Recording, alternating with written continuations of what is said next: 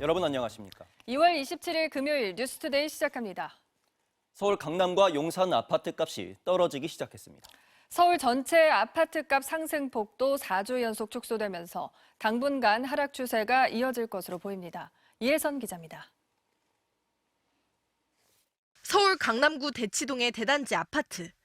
지난 설 연휴쯤 이 아파트 30평대 매물 3건이 41억 원대에 잇따라 거래됐습니다. 작년 11월 거래보다 5억 원 넘게 떨어진 가격입니다. 모두 다주택자 급매물입니다. 가격은 내려가리라고 생각은 했지만 이렇게 급하게 빠져서 이렇게 거래되리라고 생각하지 못했습니다. 이번 주 강남과 서초, 송파구의 아파트 값이 일제히 하락한 것으로 나타났습니다. 서울에서 가장 급등했던 지역이 가장 빨리 하락세로 돌아선 겁니다. 강남이 0.06% 하락해 하락폭이 가장 컸고 서초와 송파도 지난주와 비교해 떨어졌습니다. 여기에 용산까지 총 4개 구에서 아파트값 하락이 확인됐습니다. 강남과 서초는 지난 99주 연속, 용산은 100주 연속으로 계속 오르기만 한 불패시장이었는데 마침내 상승세가 꺼진 겁니다. 중개사들은 특히 시장의 심리가 꺾였다고 말합니다. 호가가 몇 억씩 뚝 떨어졌지만 더 떨어지길 기대하는 심리가 강해졌다는 겁니다. 금매가 나올 것으로 예상하고 이런 여러 가지 요인으로 인해서 하락장 분위기로 바뀐 것 같아요. 정부의 다주택자 압박 정책이 이어지는 상황에서 전문가들은 일부 지역의 매물 증가가 실제 가격 하락으로 이어진 것으로 분석했습니다. 무엇보다도 다주택자 중과세 유예를 하지 않겠다라는 조치에 따라서 사실 그런 조치가 임시적으로가 아니라 계속 될 것이라고 하는 뭔가 신호에 따라서 강남 등 서울 핵심 지역 집값이 빠지기 시작하면서 가격 조정 흐름이 주변으로 확산될 가능성도 있습니다. 서울 전체 오름폭도 4주 연속 둔화됐습니다. 다만 5월 9일 양도세 중과가 시행되고 난 뒤 부동산 대책이 추가로 나오지 않을 경우엔 매물이 더 늘지 않을 수 있다는 우려도 나옵니다. MBC 뉴스 이혜선입니다.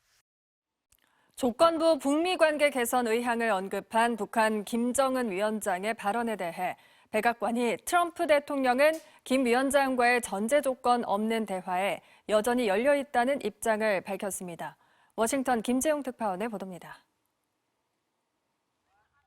북미 관계는 미국에 달렸다는 북한 김정은 위원장의 발언에 대한 입장을 묻는 MBC의 이메일 질의에 백악관은 평소보다 빠른 속도로 답변을 보내왔습니다. 백악관 당국자는 답변에서 트럼프 대통령은 어떤 전제 조건 없이 대화를 하는데 여전히 열려 있다고 밝혔습니다.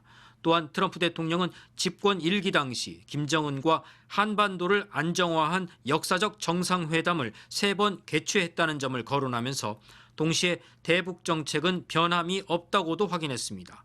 김정은 위원장과의 친분을 강조하며 대화를 이어가자는 기본 방향을 재확인하면서도 북한의 완전한 비핵화를 원한다는 원칙엔 변화가 없다는 점도 강조한 것으로 풀이됩니다. 앞서 북한 김정은 위원장은 제9차 노동당 대회에서 북한의 핵 보유국 지위를 인정하고 북한에 대한 적대적 정책을 철회하면 관계 개선을 할 수 있다는 취지의 언급을 했습니다. 특히 북미 관계 전망은 미국에 달렸다고 밝히며 다음 달 중국 방문을 앞둔 트럼프 대통령을 향해 비핵화가 아닌 핵 군축 협상을 요구하겠다는 의도를 공개했습니다.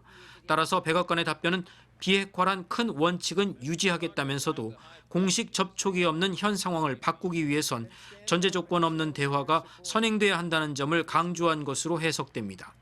전제 조건 없는 대화라는 사실상의 미국 측 역제안을 북한이 어떻게 해석해 반응하느냐가 주목되는 상황입니다. 핵무력 강화를 선언한 북한이 당장 대화에 응할 가능성은 높지 않은 게 현실입니다. 하지만 다음 달 말 트럼프 대통령의 중국 방문을 계기로 안보라인 당국자들의 움직임은 제한적으로나마 시작될 수 있다는 관측이 조심스럽게 나오고 있습니다. 워싱턴에서 MBC 뉴스 김재용입니다. 미국과의 3번째 핵 협상에서 이란이 우라늄 농축을 동결하겠다고 제안했습니다. 하지만 핵시설을 해체하라는 미국 입장엔 미치지 못했고 다음 주에 추가 협상을 이어가기로 했습니다. 정병화 기자입니다. 근접이 제한되고 경비가 삼엄한 가운데 진행된 미국과 이란의 3번째 핵협상. 이란이 테이블에 올린 제안은 2갈래였습니다. 먼저 우라늄 농축을 일시 동결하겠다는 것. 핵무기를 원치 않는다는 점을 입증하는 기술적이고 실질적인 방안이라고 했습니다. 반면 영구적인 농축 중단이나 핵시설 해체는 안 된다고 못 박았습니다. 우라늄 비축량 이전 요구에도 선을 그었습니다. در موضوع رفع تحریم‌ها و مباحث هسته‌ای به صورت خیلی عملیاتی و با پیشنهادها و ابتکارهایی که قابل اجرا هستند باشیم. 미국은 여전히 강경했습니다. 포르도와 나탄즈, 이스파한 등 이란 핵시설 3곳을 모두 해체하고 남아있는 농축 우라늄을 모두 미국에 넘기라고 요구한 걸로 전해졌습니다.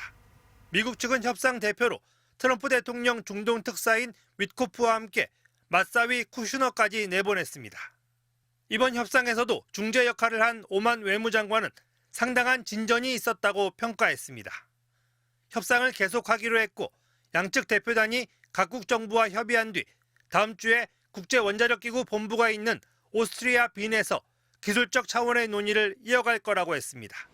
이렇게 협상이 이어지고 있지만 긴장의 끈을 놓을 수는 없는 분위기 속에 미국 벤스 부통령은 이란이 핵무기 개발을 다시 추진하는 시도를 해왔다는 증거가 있다고 압박에 나섰습니다. 원칙은 매우 단순하다. 이란은 핵무기를 가져선 안 된다면서 트럼프 대통령이 외교적 해결을 원하지만 다른 선택지들도 있다면서 군사행동 가능성을 재차 시사했습니다. MBC 뉴스 정병아입니다. 김병기 의원이 불법 정치자금 수수 등 13개 의혹으로 14시간 넘게 경찰 조사를 받았습니다.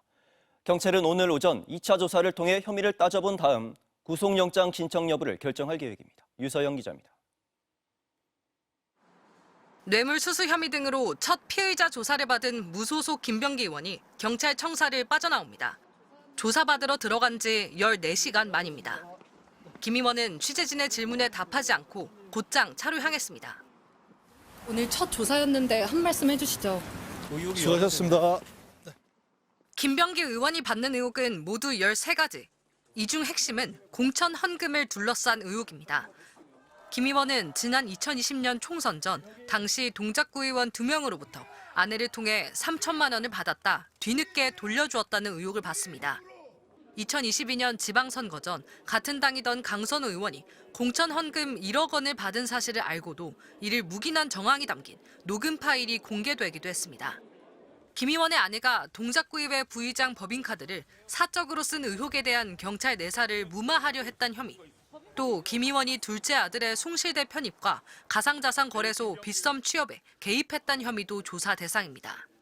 보라매 병원 진료 특혜 의혹과 대한항공 편의 수수 의혹 등 기업 유착 관련 의혹들도 제기된 바 있습니다.